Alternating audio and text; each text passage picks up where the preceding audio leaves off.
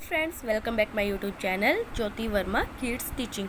आज हम करेंगे आ की मात्रा। बच्चों को आ की मात्रा कैसे सिखाई जाती है। बच्चों को आ की मात्रा या कोई भी मात्रा सिखाने से पहले जो हमारी वर्णमाला होती है, यानी कि जो हमारे स्वर होते हैं, जो व्यंजन होते हैं, सबसे पहले उनकी साउंड बच्चों को अच्छे से क्लियर करानी। उसके बाद ही हम आ की मात्रा या कोई भी मात्रा सिखा पाएंगे।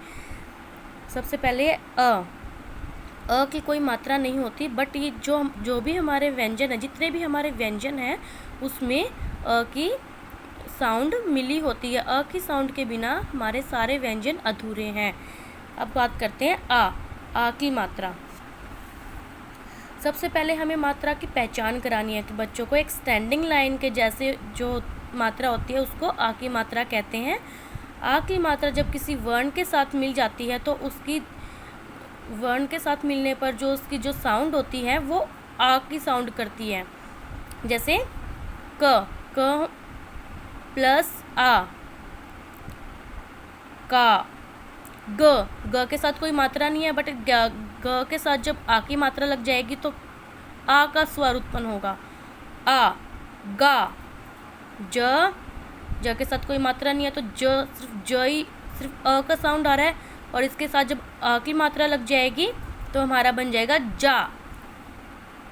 प, आ, पा।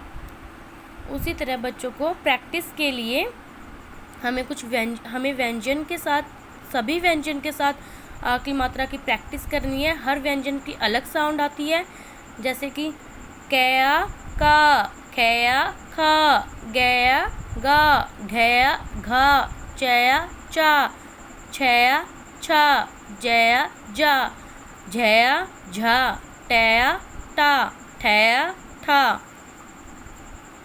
डया डा, ढया ढा, तया ता, थया ठा। इस तरह से बच्चों को हर व्यंजन के साथ आ की मात्रा प्लस करके जो साउंड आती है बच्चों को उसकी प्रैक्टिस करानी है।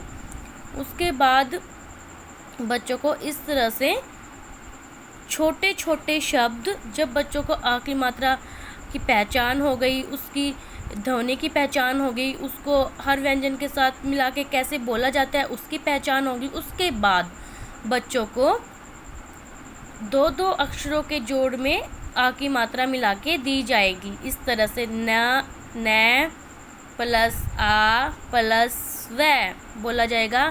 न आ व, नाव। त आ ता, ले आ ला, ता ला, ताला। छ आ त आ, छाता।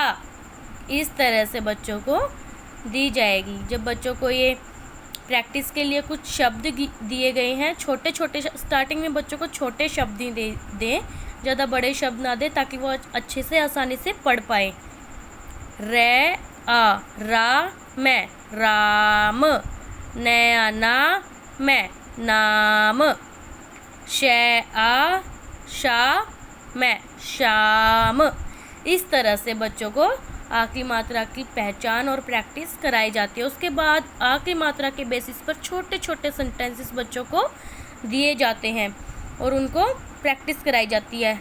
रे आ मैं राम, ए आ मैं आम, ख आ खा, राम आ आम खा। इस तरह से